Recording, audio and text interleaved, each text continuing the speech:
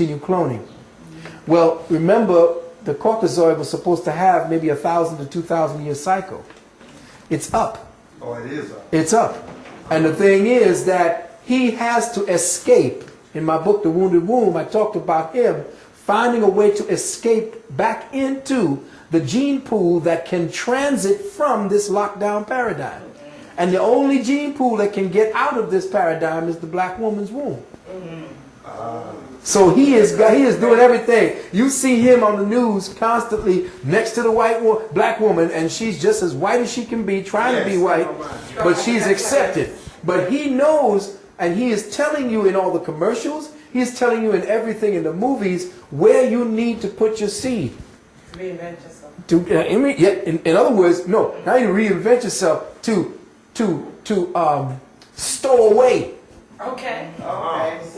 To stow away into the boat of Ra, which is within the womb of the black woman, the melanated woman. He will stow away so that he will show up somewhere down the line as a consciousness, because he can't exist in the cosmic framework anymore. If you read the Nubian, what is that? The Nubian, what is that called again? There was a set of tapes that came out called the Nubian Codes or the Nubian something. But in the Nubian, you know what I'm saying? I'm talking about. Well, in this Nubian framework, in these Nubian tapes, they speak about the fact that if you, as a species consciousness, as a collective species type, were to participate in genocide, your species strain would disappear within the cosmic continuum. So the Japanese in the next 20 to 50 years will only have about 20 or 30,000 of their own represented. So they're going to disappear too. But yes. But in the Eurocentric framework, to mate with the black woman, he must kill off the black man, mate with the black woman, kill off the black man. So you need to speak to that too. Well, yeah. What he has to do. The sisters are going along with it. Yes, they are. But again, remember, and this is no aspersion to the feminine principle, because we have a very intelligent or very studied female class amongst us, and they take what they have studied in school and factor that into what they believe to be reality. But the female mind is a support mechanism. It is not an initiating mechanism. It is the necessity for the soil. A soil supports the growth. The female is the earth. She is the soil of all creation throughout all existence. Thus, she is a support mechanism to all that is life. You cannot take her and put her into a managerial position to create situations where you solve problems and dynamics that needs mathematical logic and so forth, because she doesn't function that way. She wasn't made to be functioning that way. That's the masculine principle. But when you take her and put her into that and force her to study that and change her nature, that's the secret. Change the female nature from one who supports and use her unconditional love matrix as a way to accept anything, like homosexuality, is mostly, reason for that is because women have been given more power.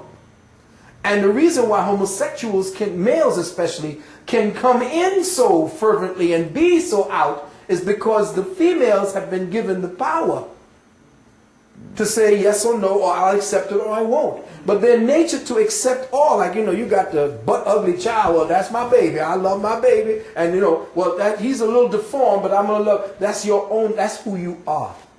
No matter what kind of seed you put into a soil, if that seed is deficient, that soil will give whatever it is that's in that seed will be allowed to grow.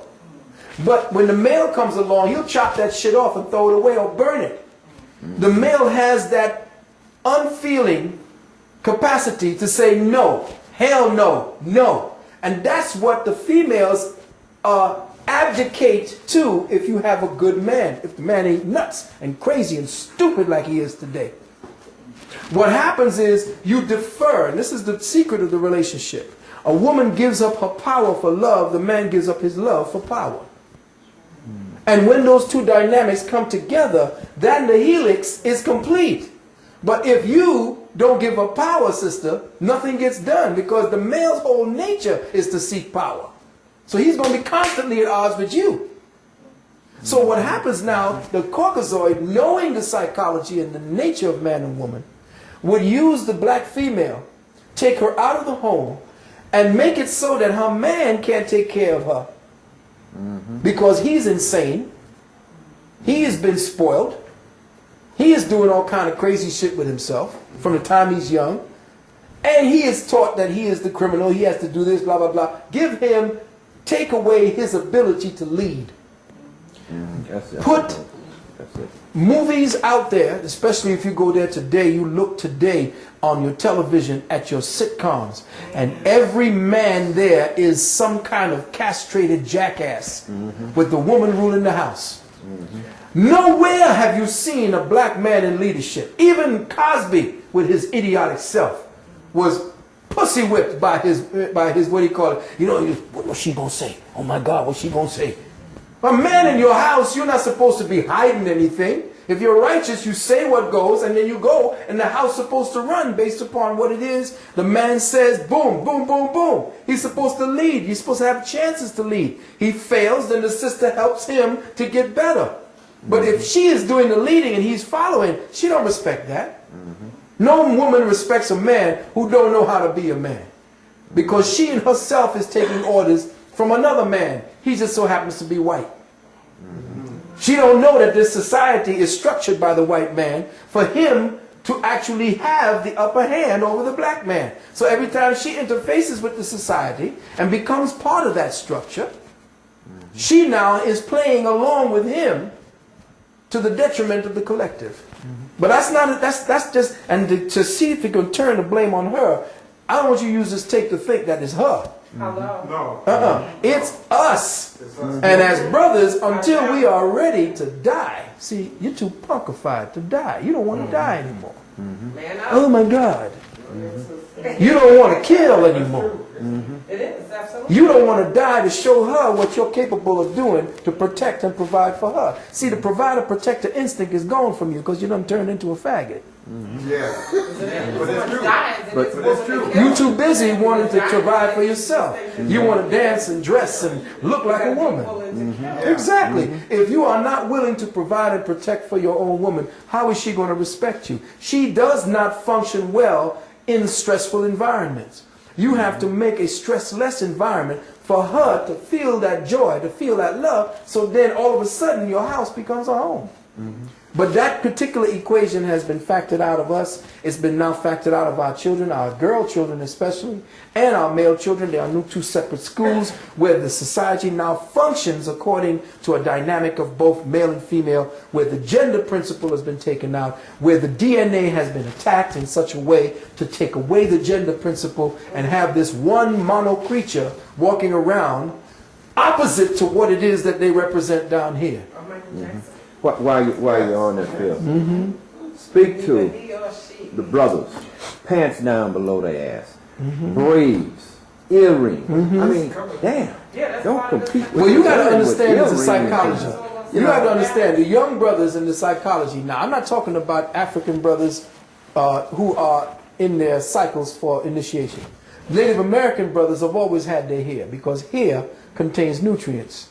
And when you hold on to your hair and your nutrients, you don't get heart attacks.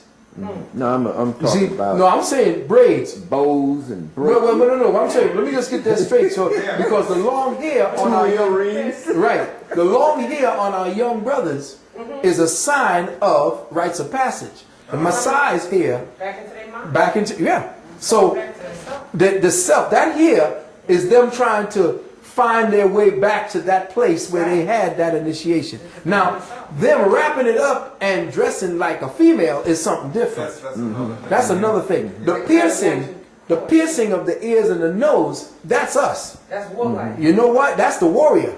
Now, the piercing of the ears was deep. Why? Because the females did it first. Why? Because during the time when the atmosphere of the planet was in turmoil, the psychic senses were down. If you turn your ears upside down, you have the shape of an embryo. And this is the head. And where they pierce, that's the third or first eye. And when they were by themselves and the men were out in a hunt, They either put a silver in